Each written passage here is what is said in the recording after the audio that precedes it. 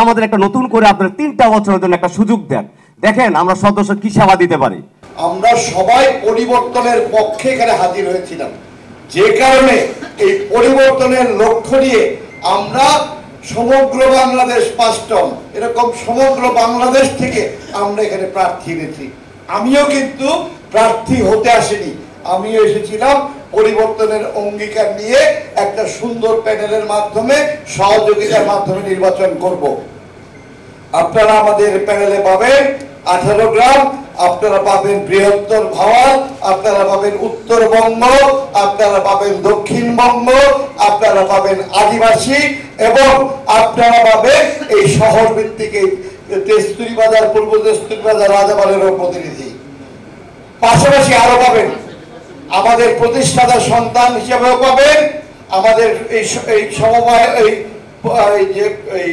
আরেকজন প্রতিষ্ঠাতা আমাদের জন গোমেজ, ওনার মেয়ে এই মুহূর্তে উপস্থিত নেই, শর্মিলী, ওনাকেও আপনারা এখানে পাবেন।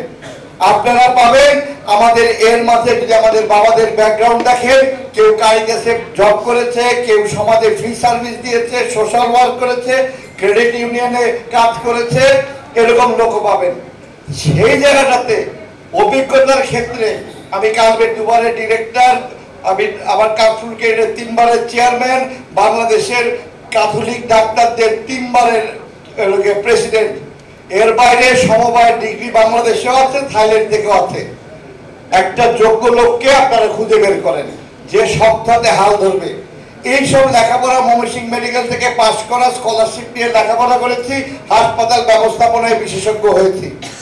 এগুলো সব না, যে জিনিসটা আমার কাছে মূল লক্ষ্য, আমার বাবা হোক পিটার গোমেজ অথবা আমি নিজে বিগত 38টা বছর সময় আছি, একটা চেষ্টা করেছি আমার চরিত্রের উপর যাতে কেউ একটা কালির ফোঁটা দিতে পারে না।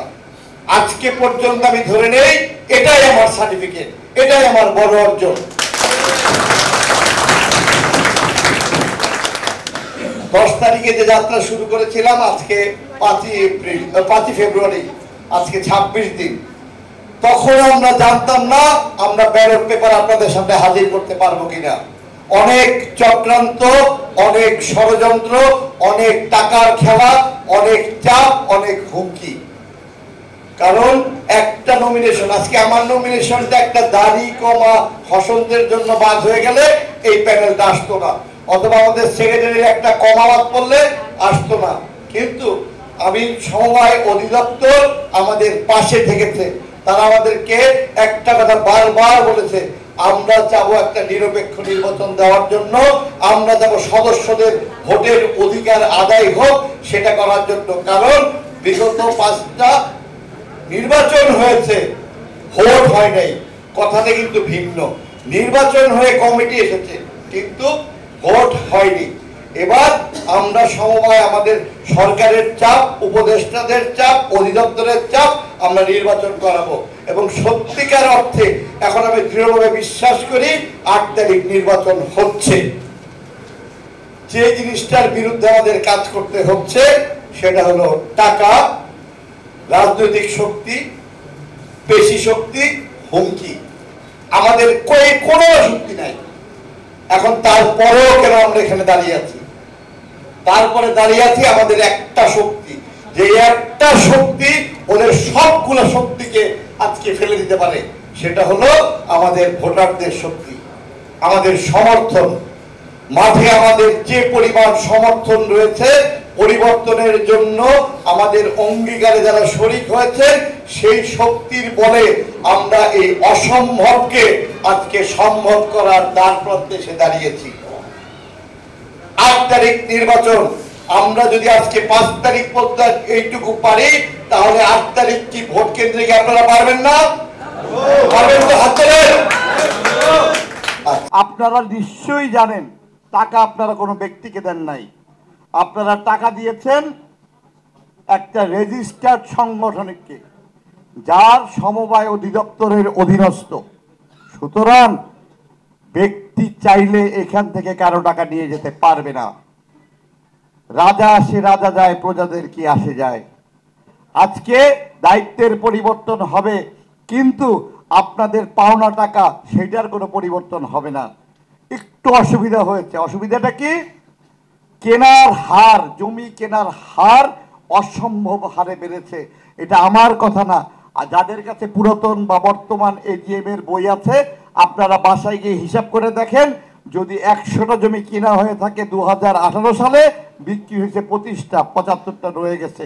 যদি অ্যাপার্টমেন্ট হয়ে থাকে 1200 বিক্রি হয়েছে, 800 রয়ে গেছে। এইভাবে হয়তো সম্পদের স্তূপ হয়েছে, হয়তো 2 টাকার সম্পদ 10 টাকা ধরে মূল্যায়িত করে এটা রয়ে গেছে, কিন্তু আমি দৃঢ়ভাবে বিশ্বাস করি সম্পদ আছে।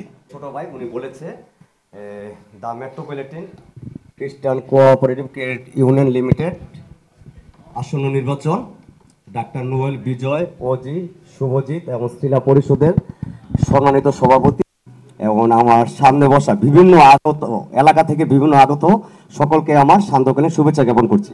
আমি বেশি কিছু বলবো না, খালি 2-1টি পয়েন্টের কথা বলবো। নিশ্চয়ই আপনারা জানেন গতকাল তাদের একটা মহা সমাবেশ হয়েছে। আপনারা হতাশ হবেন না, তারা ফেসবুকে অনেক অনেক যাদের সদস্য নাম্বার নাই, কিছু নাই, তাদেরকে টাকা পয়সা দিয়ে তারা নিজেকে জাহির করেছে। এটার জন্য হতাশ হওয়ার কিছু নাই, কারণ মিথ্যার অনেক অনেক কিছু থাকে, মিথ্যা লোকের অনেক কিছু থাকে, সত্য লোক শেষ বেলায় একবার জয় হয়। তারা অনেক সময় জনসভায় বলে আমাদের বলে অভিজ্ঞতা নাই।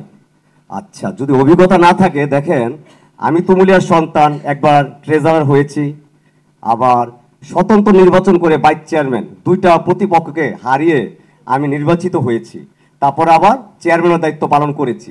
যদি অভিজ্ঞতাই না থাকে তাহলে এই জায়গায় কিভাবে আসা? কিছু না কিছু তো অভিজ্ঞতা আছে। এখন বক্তব্য হলো আমাদের 60 টাকার জমি 180 টাকায় দলিল করার ওই অভিজ্ঞতা আমাদের দরকার নাই। আমরা সত্যরে সত্য বলবো, মিথ্যারে মিথ্যা বলবো। আমাদের সত্যতার অভিজ্ঞতা সবচেয়ে বড় বিষয়। আজকে দেখেন আমাদের চেয়ারম্যান সাহেব, তার বাবা হলো মানে ফাউন্ডার, শ্রদ্ধেয় স্বর্গকৃত হাউজিং এর প্রতিষ্ঠাতা। উনি কাপড় সমিতির সভাপতিত্ব করেছে কয়েকবার।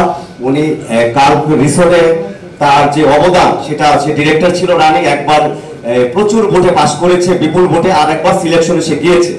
যদি তার এই অভিজ্ঞতা না থাকে তাহলে তার এই গুণাবলীগুলো থাকতো না।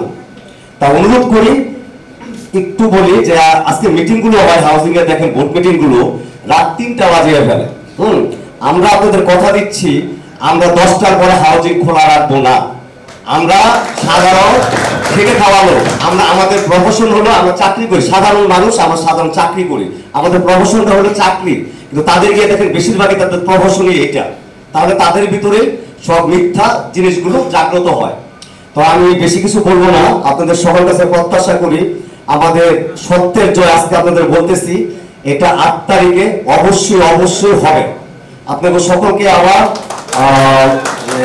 মিটিংয়ে যাইতে হবে। পালপার আসলে আমার বক্তব্যের কথা ছিল না, যদিও আমি সত্যি আমার চেয়ারম্যান সাহেব তার কাছ থেকে মাইকটা কেড়ে নিয়ে আমি কথা বলতে চাচ্ছি।